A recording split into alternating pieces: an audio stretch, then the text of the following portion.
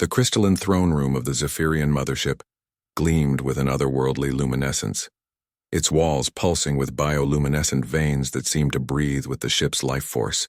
Queen Veltara sat regally upon her throne, her 6 arms folded in calculated intimidation, while her compound eyes fixed upon the 2 human prisoners brought before her. Jack Martinez stood defiantly despite the energy shackles binding his wrists, his jaw set in stubborn determination. Beside him, Daisy Chen maintained her composure with the grace of a seasoned diplomat, though her eyes burned with barely contained fury.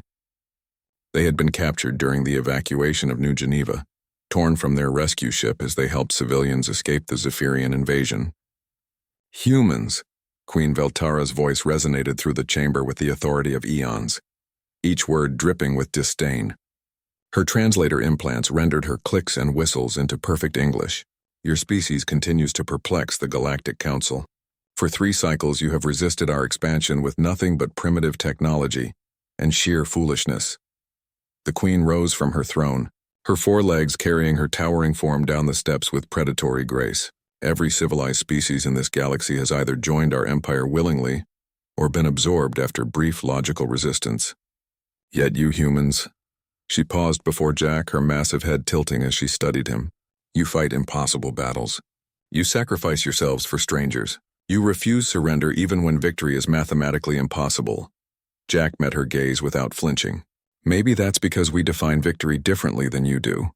Queen Veltara's mandibles clicked in what might have been amusement. Enlighten me, human. Your fleets are scattered, your colonies burn, your homeworld is surrounded. What possible definition of victory could apply to your current situation? Daisy stepped forward slightly, her diplomatic training evident in her measured tone. Your Majesty, perhaps we could discuss terms. Silence. The Queen's primary arms gestured dismissively. I addressed the male. His defiance intrigues me more than your diplomatic pleasantries. She leaned closer to Jack, her alien features casting strange shadows.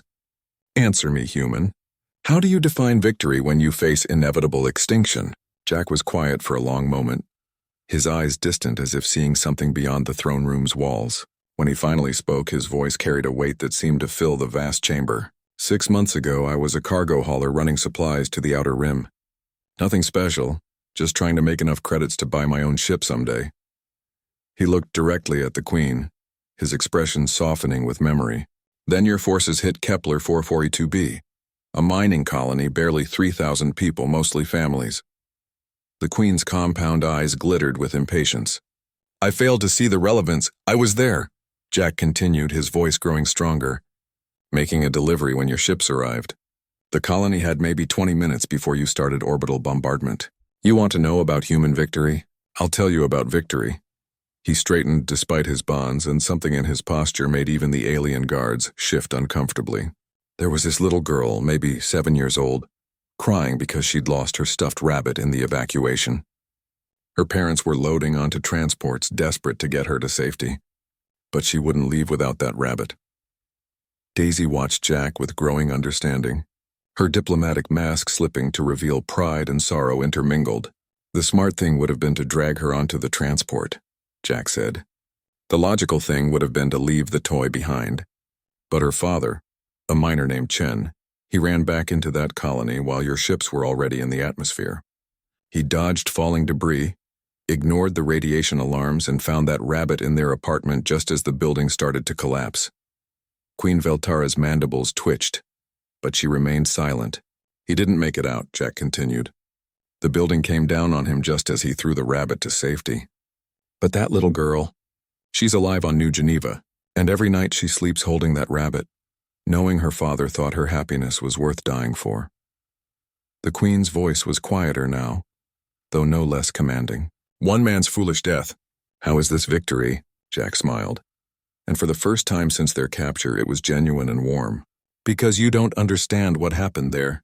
You think Chen died for a toy, but he didn't die for the rabbit. He died to show his daughter that love matters more than survival. That some things are worth any sacrifice, he gestured to Daisy with his shackled hands. Daisy here? She's that little girl's older sister, and when I helped evacuate New Geneva, she was there organizing refugee camps, making sure families stayed together, ensuring no child went hungry.